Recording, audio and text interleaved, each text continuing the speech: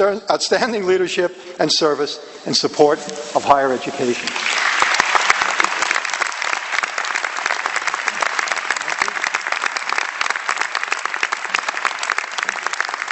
Ladies and gentlemen, Dr. Michael F. Gilligan will now present the keynote address.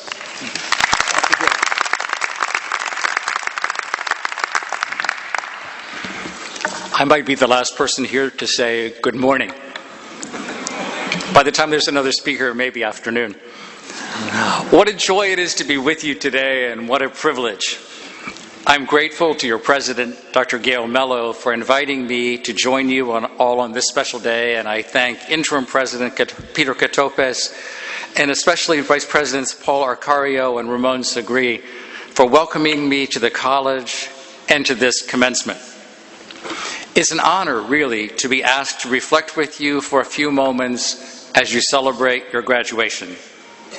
And I'm humbled to receive the President's Medal of Honor, this heavy medal, a distinction deserved by others whose contributions to the college's life are in fact longer term and deeper than my own.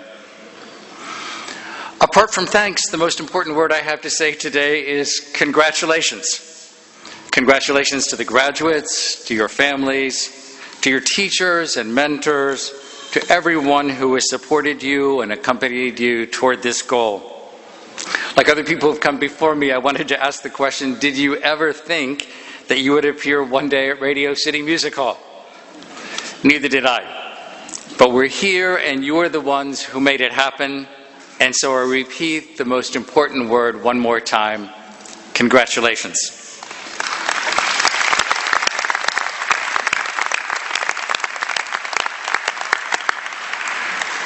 As you receive your degrees this morning, I want to honor the sacrifices that you have made and the important work that you have completed. When you start college, it's always kind of taking a leap of faith, hoping that what you learn and the degree you earn will yield value that is commensurate to your investment of time, talent, and treasure. At LaGuardia Community College, I believe that your leap of faith has brought you to a safe landing. But it's also brought you to higher ground than when you started. In my visits to the college, I have met extraordinary professors and administrators whose sole focus has been your advancement. Trustworthy leaders and mentors who have made your success their only goal. With tens of thousands of our fellow New Yorkers, you have had the opportunity to study in this rare place, more special than is often recognized. And to be successful, you have matched your teachers' and families' best efforts with your own commitment. You've taken risks, the risk of leaving home and neighborhood to go past high school, borrowing money sometimes for tuition with no guarantee of passing the exams, picking yourself up after some experience of loss or failure, or starting off in a completely new direction, believing that you might really find greater success and meaning and happiness there. You've pushed your limits, you have dared to do more, and today all of us are here to celebrate that you have indeed succeeded. With that success recognized, the question is, what's next? How are you going to build on the strong foundations that you've laid at LaGuardia? The question matters for each one of you who graduates today. The associate's degree testifies that you are indeed ready for the next level of college, the next academic and intellectual challenges. But I believe that it also testifies to two other traits that are just as important now and as you move ahead. Your perseverance in completing the whole program, sometimes after terrible odds, and your optimism.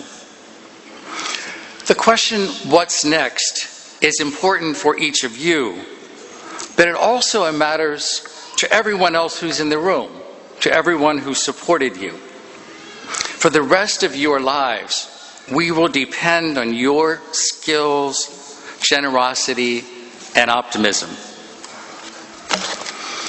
I was first introduced to LaGuardia Community College by one of your classmates, not by the president. One of your classmates who works long hours in my apartment building in Brooklyn. Like hundreds of LaGuardia students, he had arrived in the United States as a teenager. He moved from ESL classes into the rigorous program in the liberal arts, and now he's enrolled at Baruch to complete his bachelor's degree. Congratulations, Ronnie.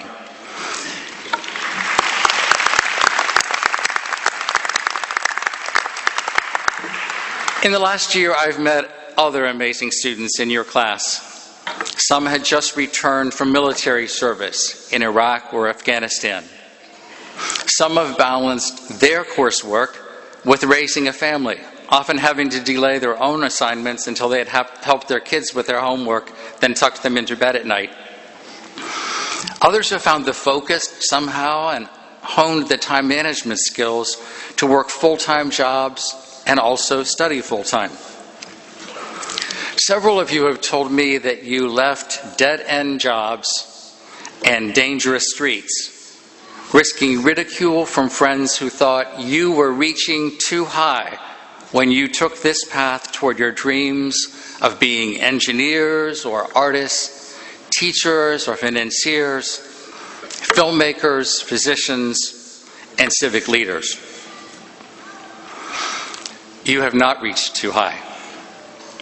With over 17 million students each year, this country's system of higher education is envied by many others around the world. No doubt, some of you and some of your own families came to this country specifically seeking the opportunity for yourself or for your children to study here. One of the jewels of our system is the community college. For many in our country, the community college is the gateway to the future, the one place that you can count on to further your education near home, with flexible schedules, affordable fees, a reliable support system. You are blessed to graduate from one of the very best in the country. By its very name, a community college is a place that offers two of the core components of learning. It is a college, that is, in its root sense, a place where people read together. We usually think of reading as a solitary activity, a pleasure, even an escape, sometimes just an arduous necessity to gain information. But one of the joys and responsibilities of education has been learning to read with others, especially reading with others whose experiences and backgrounds, whose hopes and dreams were very different from your own. You have read with your teachers and you have read with your fellow students. Together, you've read books and blogs and papers in libraries and on the subway commute. You've also learned to read beyond the page, to read the signs of the times. Reading has meant more than decoding a text. It's meant discerning the meaning and deciding on the impact. At LaGuardia, you've lived immersed in words, but also in art.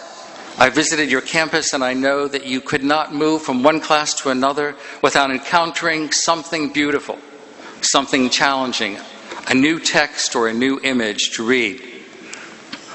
As an effective reader, you've learned to be willing to shift your perspective, perhaps even change your mind, when you learned more by reading together. Besides open eyes, you've had to bring an open mind and an open heart.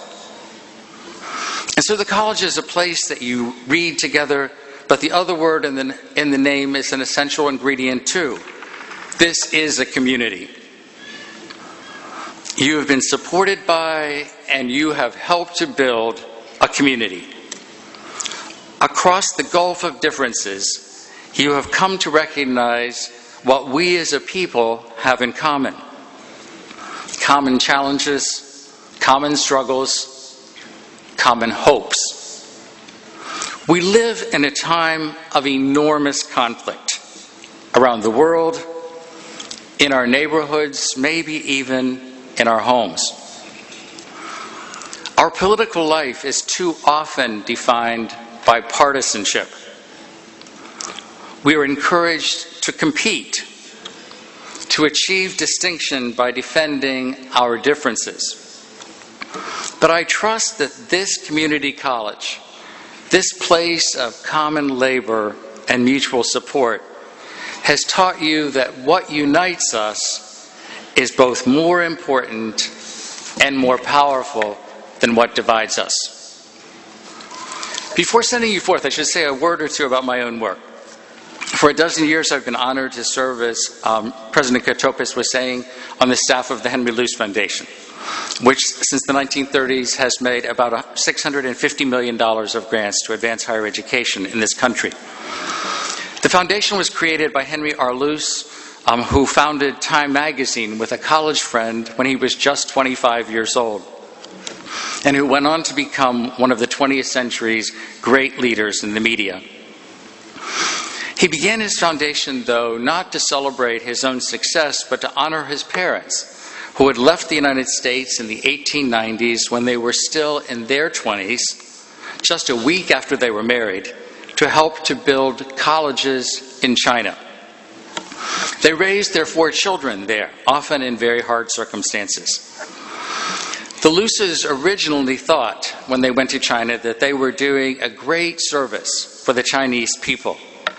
And I'm sure they were.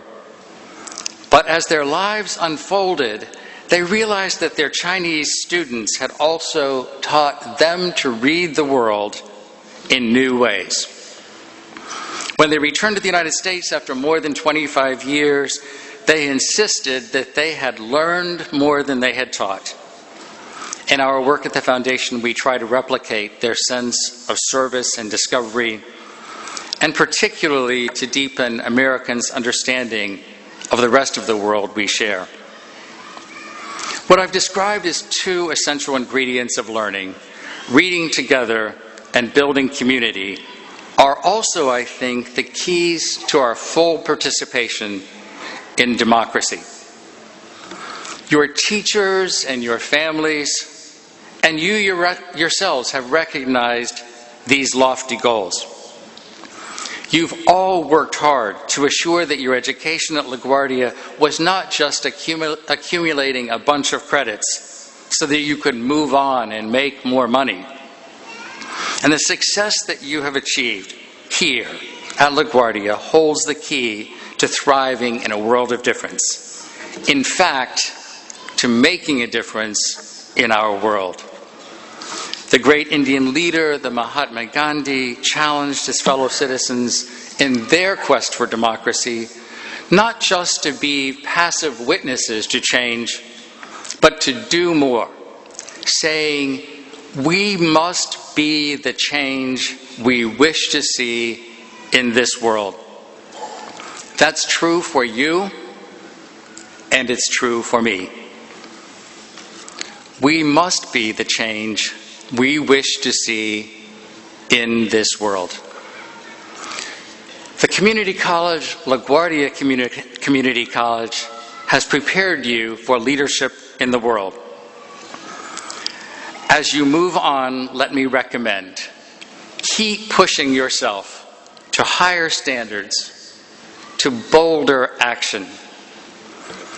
Keep pushing our communities to greater opportunity and greater justice. Keep pushing the boundaries of knowledge to imagine the new solutions we earnestly need. Whenever I visit LaGuardia Community College, as I did just the other morning, I feel more alive, more connected.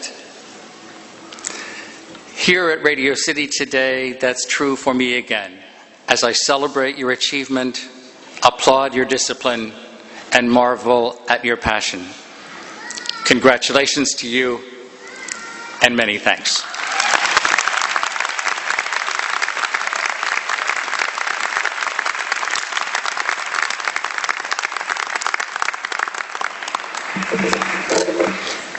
Thank you so much, Dr. Gilligan. Ladies and gentlemen,